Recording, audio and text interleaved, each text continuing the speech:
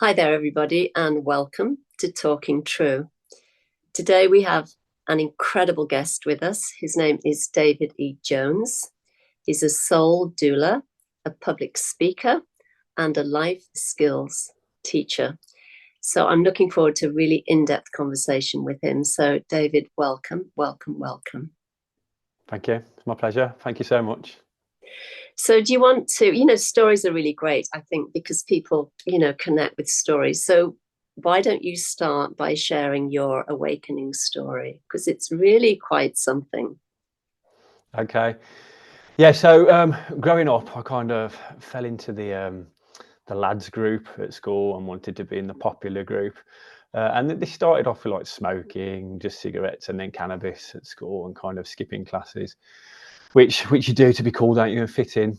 This then progressed into my teens after I left school with drinking, and then I moved onto sort of harder drugs like cocaine, and these got a real firm grip of my life. And I was just on a path of self-destruction, really. But because what I was doing was so socially acceptable, I didn't think I was doing anything wrong, because I was gaining validity from my peers, and it was kind of blocking out all the pain I was in and all the shame and all the guilt. So it was numbing that. So to me, it was a win-win. And I don't judge that person back then for what he did, because he did what he thought was best at the time. So I don't regret that. But it was leading me to a path of kind of self-destruction, which ultimately broke down the relationship between my father and I. And then he kicked me out of the home because I was just out of control after numerous warnings. So that was it. Then I was pretty much homeless. I was only on the streets for kind of a few nights. Luckily, I had a very good friendship group around me that took me in. So I was sleeping on sofas, floors. And then my boss at the time, because I held a job all down through this, because I had a very firm work ethic installed into me from my father. My boss at the time said, "You can come and live with me." So I slept on a futon for 6 months. Wow. Um, Can and I yeah, just stop and you? Can I go just on. stop you and ask, because this is really fascinating. How old were you when you were kicked out? I would be, yeah, I'm not very good with dates because it's all a bit hazy. I was in 19 or 20. I think it was 19. Yeah. So that's quite young, you Yeah. know. Yeah, I yeah, mean, I was in and out of home then. I was living with various partners, but then I would go back home and just treat my house like a hotel, really, with no respect for my father. yeah, Um, so anyway, I was living with my boss, and then I met a wonderful girl at the time that kind of picked me up, and she said, "What are you doing with your life?" And her parents took me in. Like, I literally had nothing. I had a bin bag full of clothes. Went in, and they took me in, no judgment, just complete love, and they supported me. So that enabled me to get off the cocaine. I just did it one day. I just stopped it because I thought, I can't jeopardize this. I'd already seen what I'd done to my father. I didn't want to do this to my partner at the time and her parents. So I had so much gratitude. So I stopped that, but the drinking continued, and I swapped it for another addiction. I moved into the football culture, so going up the football all day and drinking copious amounts for 13 hours and going on these binges. So although I dropped one addiction, I ramped it up in another area of my life. That slowly wore off as the years went on. After that girl I was with at the time left me, because I'd done pretty much the same thing what I'd done to my father, and I can't blame her.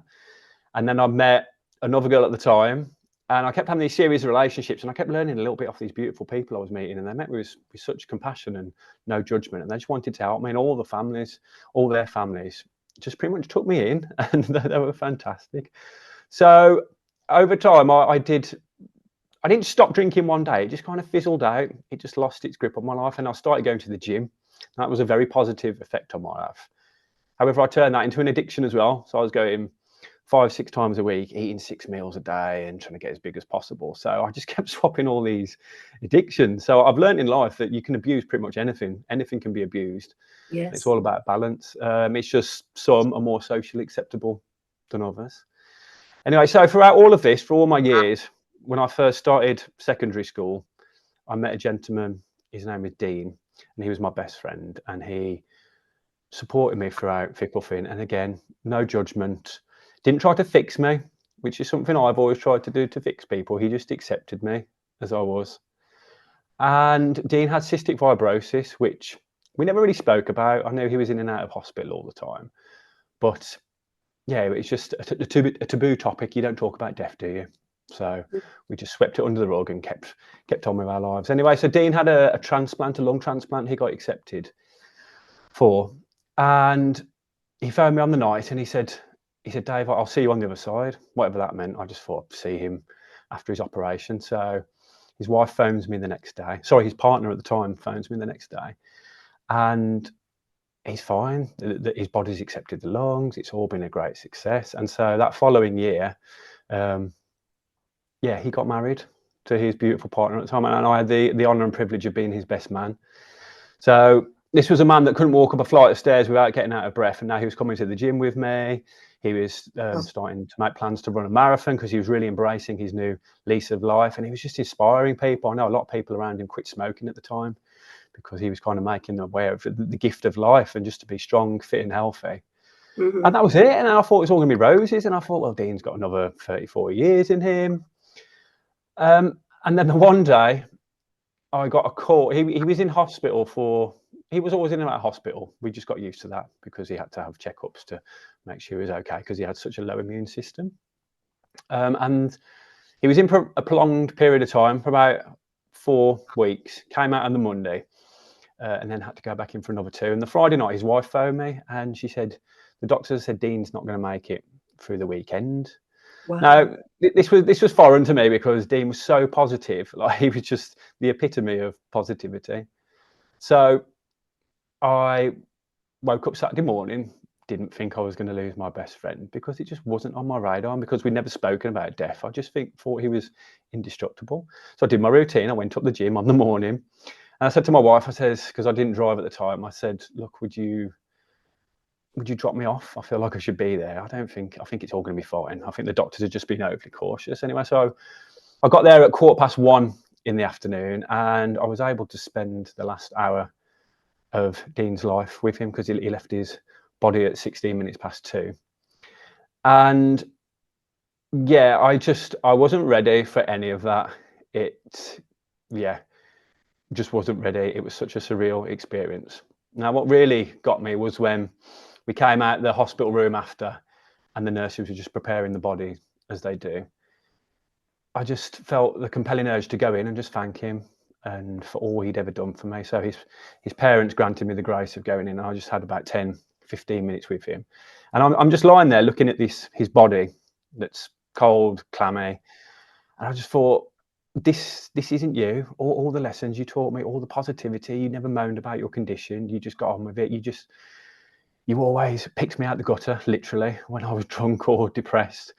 And there is no way that you just amount to nothing, that you were contained to that shell I see before me. And as this started to happen, I felt the most overwhelming sense of unconditional love just enter the room. And it's very hard to describe, but it was coming from within me, but it was also engulfing me, it was surrounding me. And there was literally light in the room, and I felt pure unconditional love for the first time in my life, not that we have between interpersonal relationships as humans, just pure, actual divine love with no attachments. And I was hugging him, I was kissing him. I mean, had he been alive, he'd be like, get off, what are you doing? But I just felt nothing but love, and it was surrounding me. So that experience stayed with me, and I left that room like a different person that day. I went in to that side ward, the old Dave Jones, and then came out a new person, because my ego structure, my brain of how reality worked, was short-circuited because I'd experienced pure love, and I thought, well, where's this feeling coming from? Is this who I am? Is this at our core? And that just led me onto a path of self-discovery, and it started snowballing, and here we are now. That's my story. Wow. And you've written a book about that, haven't you? Titled Yeah, The Awakening. I'm very open in my book. I talk about addictions and why we choose them and why I chose them. I talk a lot about how we create our reality, and I saw that I created all the stuff in the past. I saw how this beautiful, fresh child that had come to the earth had been told who he was. So to give it some context, my mum left me when I was 3 years old. She left my father and I because she had her own personal battles from her conditioning. And as a 3-year-old child, I began to tell myself that it was my fault that mum had left me, because this was in the early 90s and divorce was still pretty uncommon then. Everyone I went to school with had a mum and a dad, so I was immediately began to think there's something wrong with me.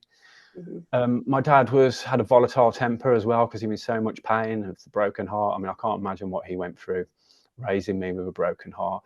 But I took his volatile temper and anger, although it wasn't always directed at me. I as a child, I told it was my fault he was like that. And then I was raised as a Christian as well. And this isn't to knock religion, but it's something that doesn't work for me anymore. But I was then took to church and told I was born in sin. I was shameful, dirty, probably going to go to hell if I wasn't a good boy. And so you can see how these events were slowly shaping that young man's life. And as I've learned, in the first 7 years are crucial of human development. Those first 7 years of the story, the shame, the guilt, I then carried that forward into my adulthood. And I've wrote this all into my book. And this is why I chose alcohol and drugs to block it all out, because it made me feel good. And I didn't want to feel those feelings. And society is not very good at feeling that the ones we label as negative, even though they're equally as valid.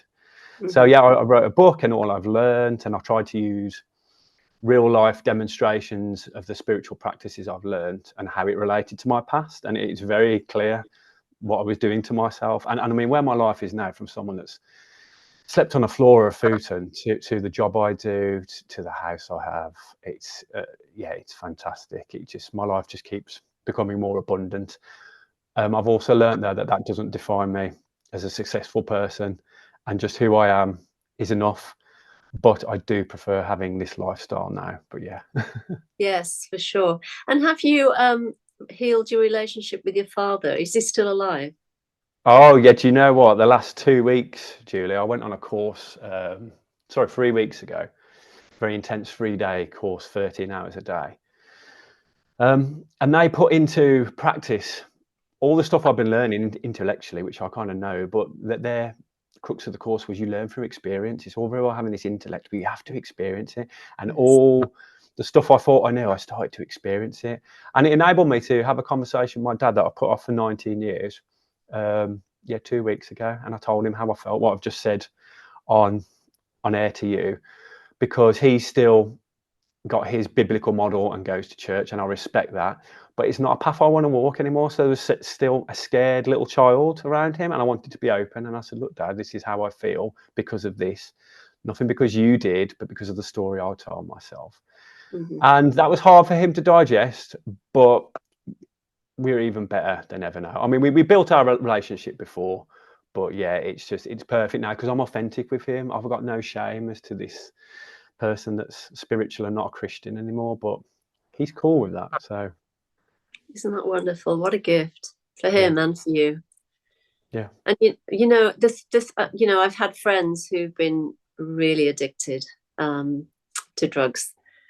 And what I've seen, and some clients as well, but what I've seen oftentimes is that the people that are the addicts are the ones that are really so kind of committed to trying to find another way. You know what I mean?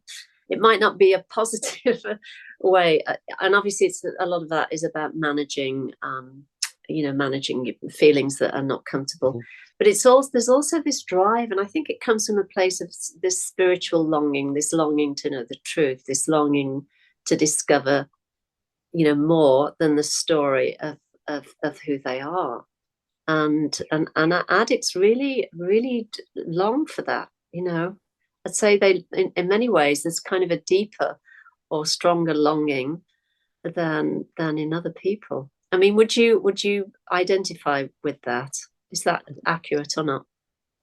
I do. I couldn't judge no one, and if I see anyone in the street or anything, I'll take the time to talk to them because I've been that person to some extent, and I'm not judging them. Whereas I feel society is quite fearful of them, and I might be defining myself here, but I feel people are quick to judge those people. But you never know someone's story, and yeah, it generally is the most sensitive people. But I've learned to see that there is inherent beauty and divinity within every person, and I don't care. That's a tough pill for some people to swallow.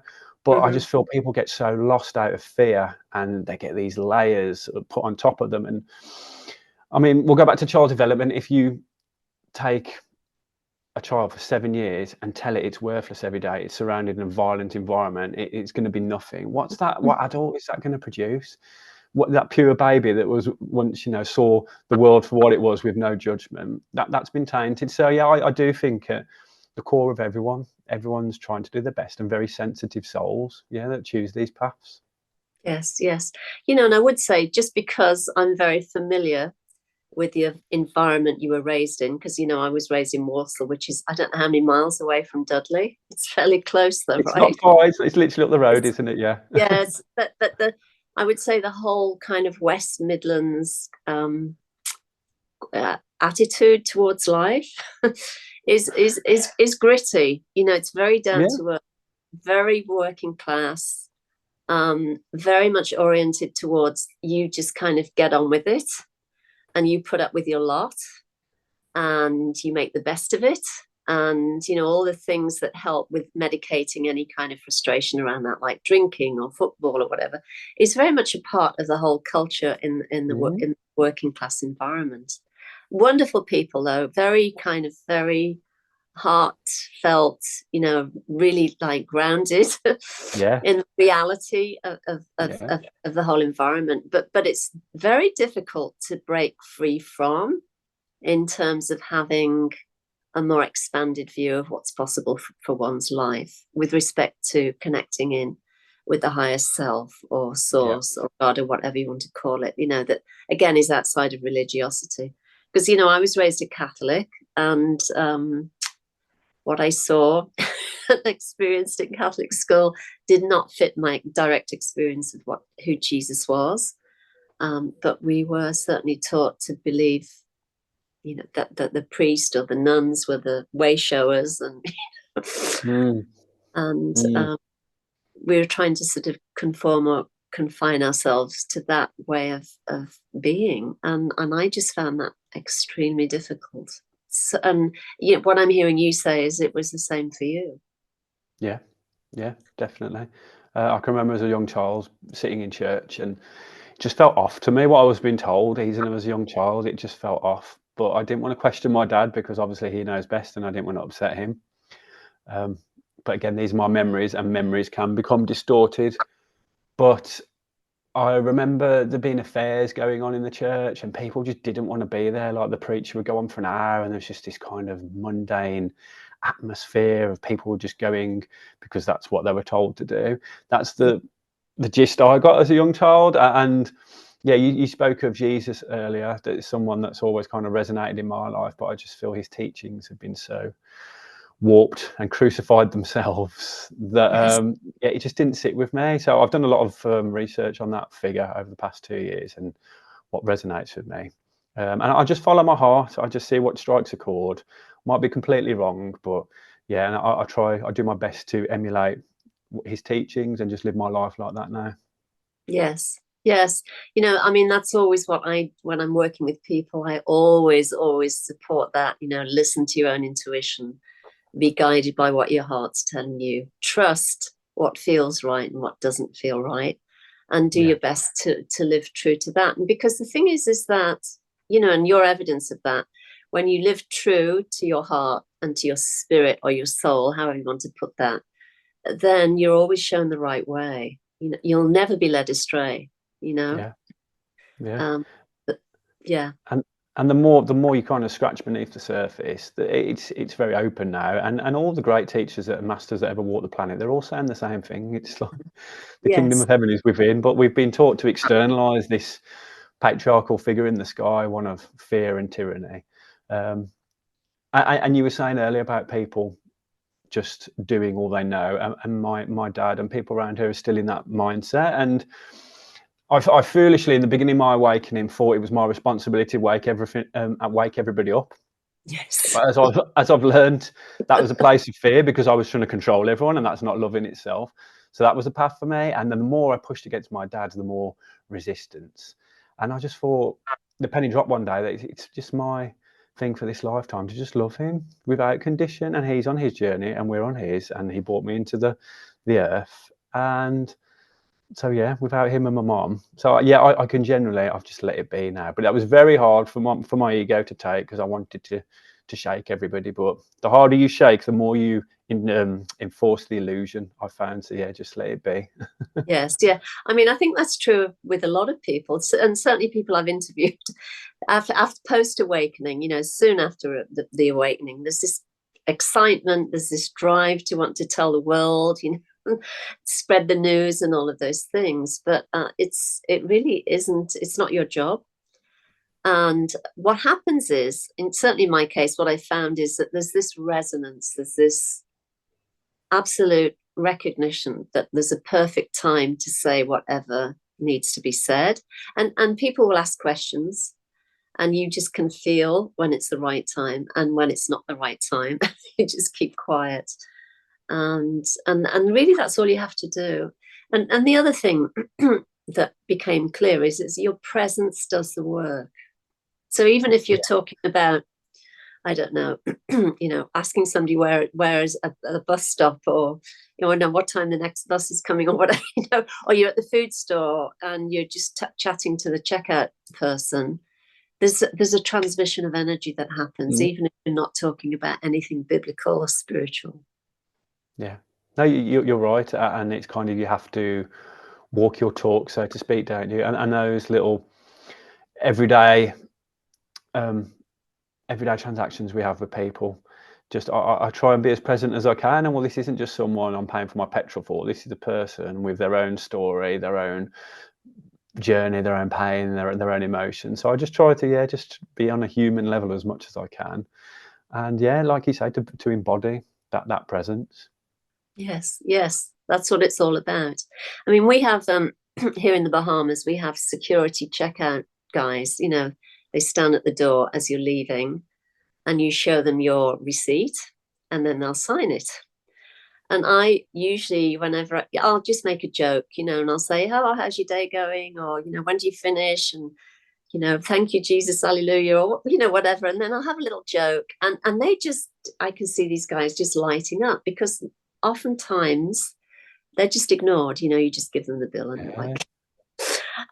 So I really try, as I go through the day, to engage with whoever I'm coming into contact with, to bring life, to bring energy, and to bring recognition and validation, because the bottom line is everybody wants to be seen. That's what we're looking for.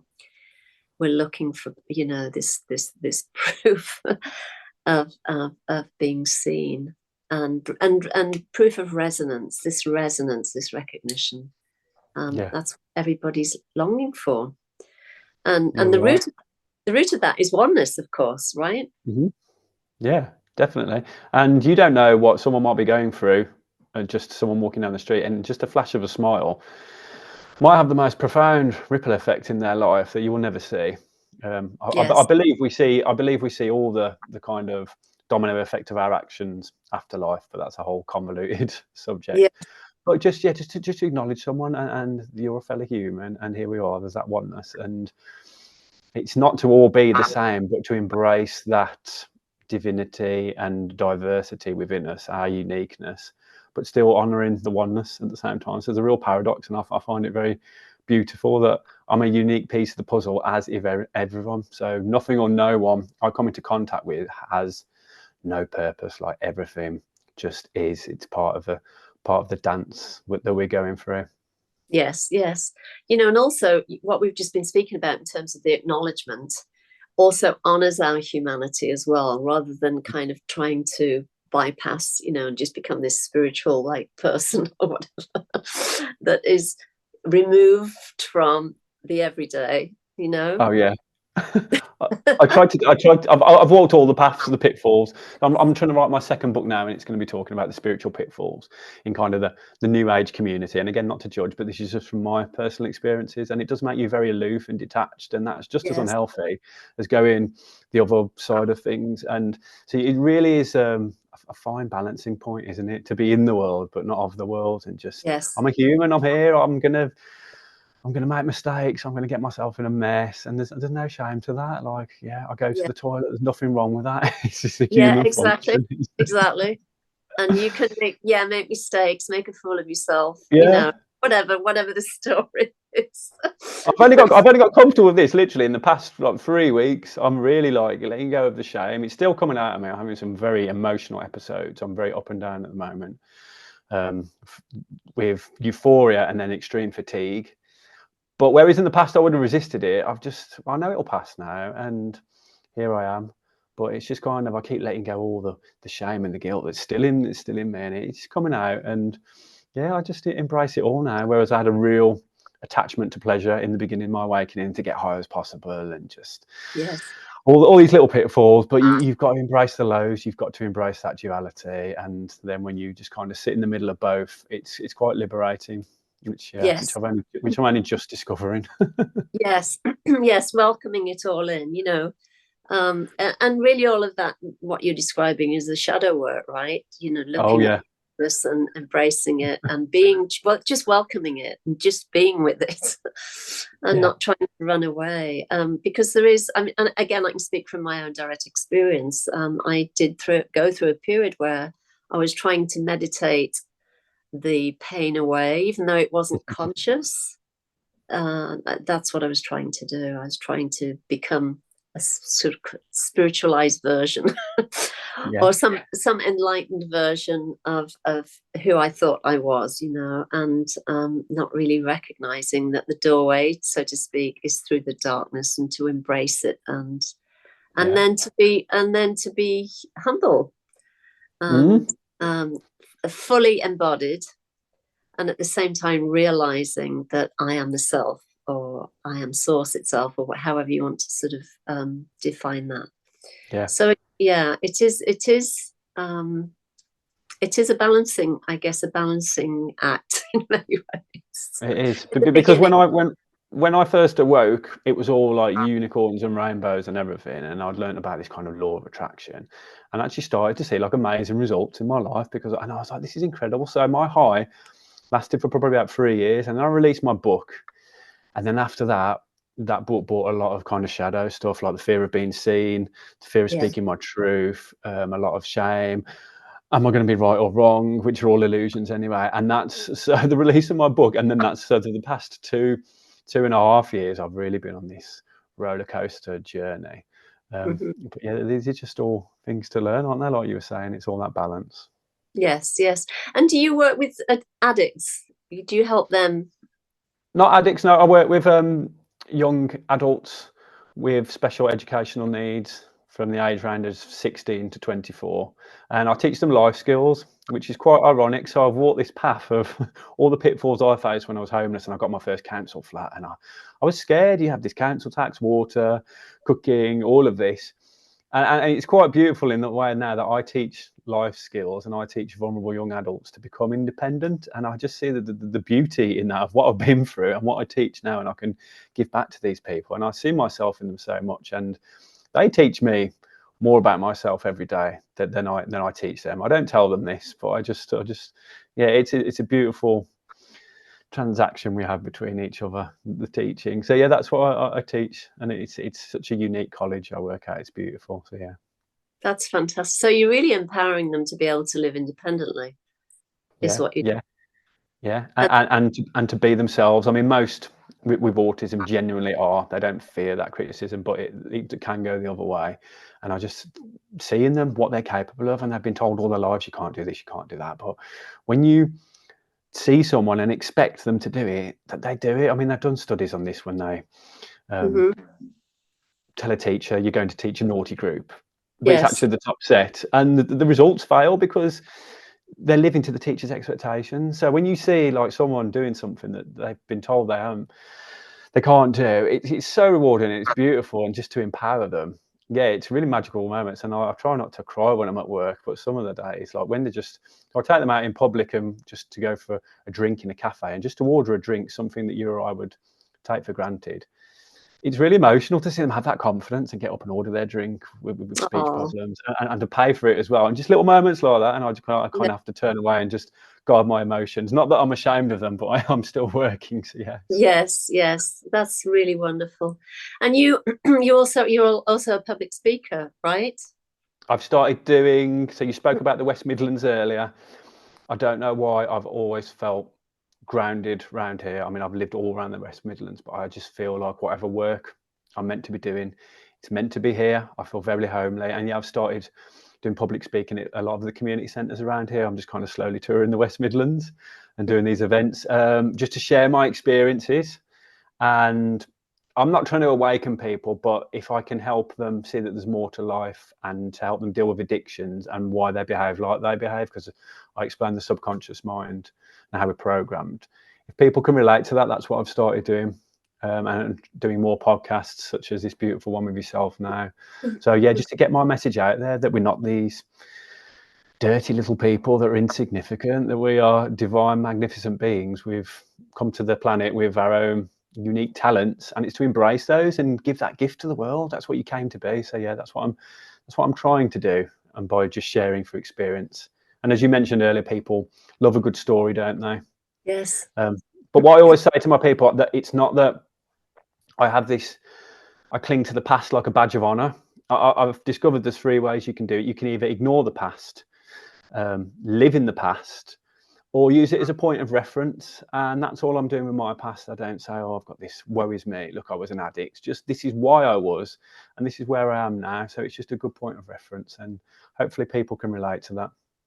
Yeah, that's a really great way of putting it, because I think you can also get so entrenched in the story and telling the story that in many ways you're still living in it, as opposed to using it as a point of reference and being present now with what is now.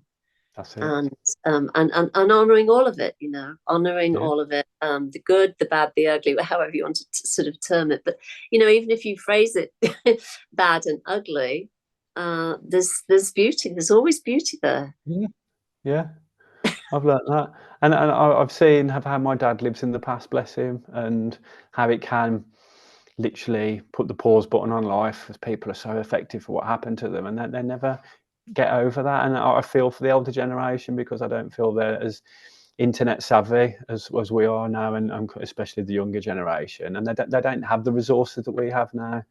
So I love my father, but at the same time, to see how he's just paused his life ever since my mother left, that was a tough one for me to digest. But so living in the past is as unhealthy as just avoiding it and blocking all out. So again, it goes back to that balance, doesn't it? Which it's my buzzword with my students, balance is. It's all overused. Yes. So are you inspired? Do you just inspired to keep going with the public speaking? Do you have any other projects that you're involved in, or you're being kind of pushed? It's often that we're pushed into things. I can feel that great change is imminent within the next few months. Ultimately, to open my own life coaching and holistic healing business. But as you mentioned at the beginning, I'm also a trained soul doula. So that involves public speaking, talking about death, bringing this taboo topic out of the closet. And when we speak about it more, it alleviates fear, and it enables you to live more richly and fully in the present moment. So that can just involve going around to people's houses and just writing end of life plans with them, because we have birth plans. Why can't we write an end of life plan? And most people just want to die at home. Yes. But I can't remember the exact percentages, but the majority end up being in hospital, and hospice is in best case scenarios. And people don't want that. They just want to be at home with their loved ones. And it's all this very clinical environment. And this isn't to judge the NHS where I'm in England, as you will know about, but they're rushed off their feet. They're stretched to capacity. And I've got a few friends that are nurses, and they lose that connection and that humanity again, because it's just ticking boxes. And I had a nurse not too long ago tell me that she was literally going from room to room to see if people were still alive. And that really irks me, to think that someone's going to have no support in their last moments of life, which is a huge, important moment from our transition, as I've learned. So that's why I was a soul dealer as well. So just empowering people to talk about death, write their wills. That's a big one, because grief can bring up a lot of raw emotions for people, and this is what can divide families in these horrible, painful times. So if you've got an end of life plan in place and a will written, that's your gift. There's no squabbling over that. So this is what I empower people to do. And I think about 60% of the UK population still doesn't have wills. So this is my mission, to talk about death. So there's all sorts of avenues, and yeah, my life coaching business, and yeah, it's exciting. Yeah, that's a lot right there, actually. So do you currently have families that reach out to you and ask you to, go to their homes to help them with loved ones who are making their transitions? Yeah, it's a very small scale at the moment, because I try to do it in the summer alongside of my job. I have term times off, which is fantastic because it enables me to do all these side things. But it's very dense, working with dying energy, and there's a lot of self-care involved, and I can't be doing my job at college and the doula work at the moment. I can do my public speaking, which is great to empower people. So I'm only working with very few clients at the moment. This one lady, and yeah, just to go around her house and have a chat, and just to clear the room of the dense energy. As soon as I walk in, it's very heavy stuff, and just have a cup of tea with them and see how they're getting on. And this one woman I speak to, she's great. She's learned from her experiences. She's 80. She just sees where humanity just fell wrong, and how religion's fallen wrong. And yeah, she's a very enlightened soul, actually. It's lovely to be around her. So I just listen to her, because she doesn't really have many other people, and just to do that. So again, it's a balancing act. I'm sure as my reputation grows, if people want to approach me, that's fine. I still do it voluntary, but one day it may lead to paid work. I don't know. I'm going with the flow, and I do feel, like you said, we are kind of pushed and ushered into work. And what you can imagine is nothing that the universe can imagine for you. It's always 10 times better, as I've witnessed. Yes, yes. You just mentioned when you go to her house or someone's house to shift this heavy energy. Can you give tips to viewers on how that works? How do you do that?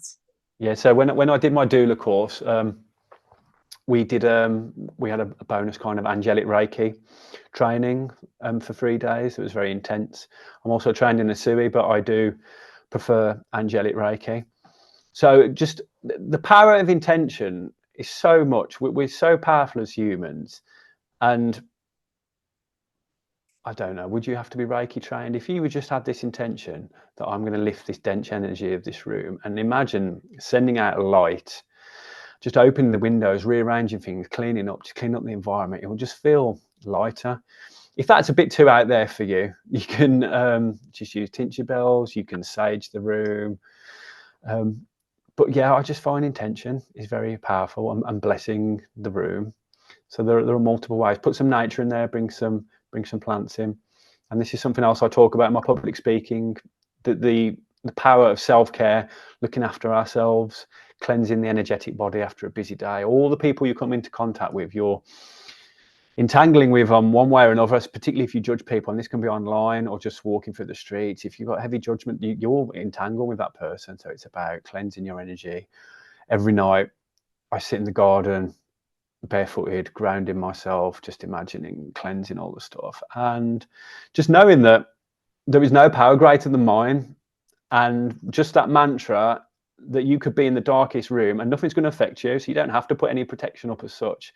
Just that you are powerful, and it's only something you give acknowledgement and recognition to, that you will give your energy away to. So if you want to become drained, you will. But if you generally know who you are, nothing can bring you down, as I've found. But I do have these little tips and tricks as well, and just exercise, yoga, meditation, eating a clean diet, drinking lots of water. I mean, it's all pretty common knowledge now, isn't it? The beautiful information we have. So yeah, anyone can do this self-care, and to cleanse the room. Yeah, some crystals if people are into that. I used to be very heavily involved in that in the beginning. It's not kind of my thing now, but yeah, I'm all about empowering people, and that you don't actually need crystals. You can do everything on your own. Yes. Yeah. I mean, my go-tos are incense sticks. I love Yeah, incense. yeah. I light a candle and I just do prayers and invocations, and that's it. And then if I'm going somewhere, and whether it's a work event or whatever it is, I just, like you, create an intention, and I invoke grace, and I invoke blessings, and I do a clean sweep and so on and so forth. So it doesn't have to be some elaborate ritual, right? It can be very No, very, very yeah. simple. Yeah, just lighting a candle. That's what, I always light a candle when I'm doing things like this, or just it's, yeah, this is my intention. I'm creating the space. You mentioned incense. I love Palo Santo as well, just the wood, because my Hmm. wife moans about the smell of sage, so it's a bit of a sweeter smell. But yeah, just that intention, and just I'm cleansing the room and open some windows and doing a bit of dancing. Just spread some joy into the room. Put some high vibration music on that really makes your soul sing. That it's not very dense, just different frequency music. So yeah, there's multiple ways. Yes, yes. I mean, since we're talking about music, I discovered Karunesh, his name is, this musician, here on YouTube. And I often there's a lot of music of his is just so incredible. You know, it just takes you right into that space Wow. immediately. And Yeah, I've not heard of him. So yeah, Karunesh, it's just okay. Karunesh, Karunesh, and just like this mystical, high vibrational sort of energy and quality about the music that Yeah. is, I mean, immediate. As soon as you Yeah. hear it, you're in that space, That'll and shift it. Yeah. that's one of my little go-tos. And mantra repetition. I have a mantra, or the Lord's Prayer. Whatever feels like the most organic thing is my go-to, and I'm with that all the time. That's brilliant. That's it, isn't it? And then that's what works for you. There's no like ABC, follow these. It's just there is no right or wrong path. You do what works for you. And yeah, if it feels good, just keep doing it. That's your indicator, isn't it? It's the feelings. Yes, and just and having these conversations, which I'm really, really, really loving, and hearing every stories, and just bringing this really high energy into the world, and because we need it right now with the world the way it is. And there's been kind of an orientation away from trusting one's inner self, because of what we're bombarded with all the time. Yeah.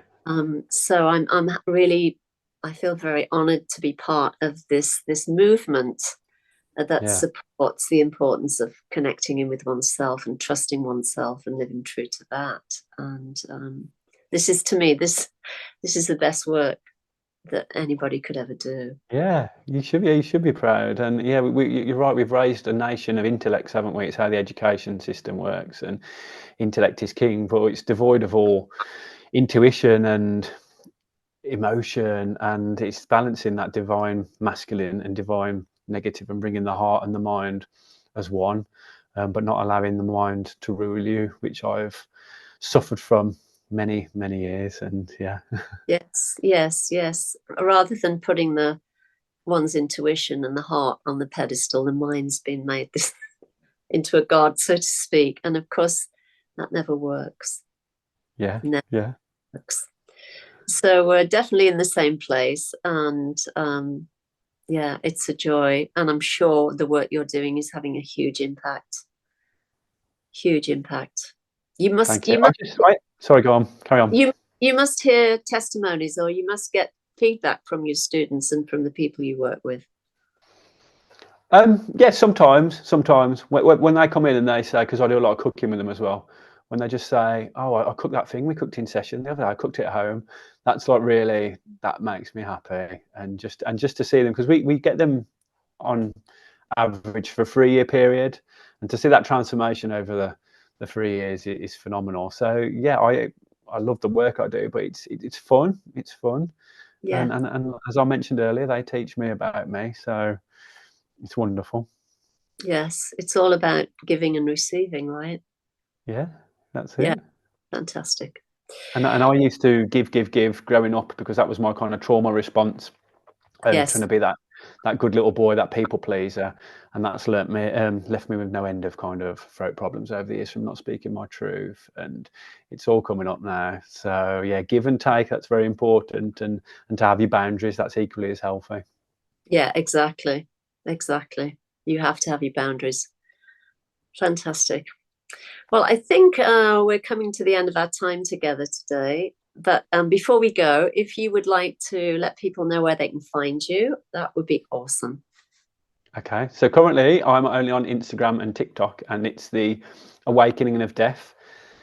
The website this is my thing for the next few months, to get up to advertise my life coaching business. So yeah, The Awakening of Death on Instagram, and I'm trying to have more an active presence on there this year, because I feel I've let it dwindle in the past, but I feel, as you mentioned, now this is my calling, to be posting daily uplifting content that can make people think. And yes, my book is on Amazon, on Kindle, and in paperback as well, called The Awakening of Death as well. And that's all my life story, which I've just spoke about now, but it's a great read, so still go and get it. And all the things I've learned and still keep learning. And that was my subjective truth at the time. So viewpoints have changed since I've written that. So I encourage people, find your own truth, find what resonates with you. Fantastic. Well, excuse me, all of those links will be in the show notes. I'll make sure I have the link to your book, and where people can find you, so they can just click and go, and yeah, find you there. So thank you so much for joining me today. This has been really great, David.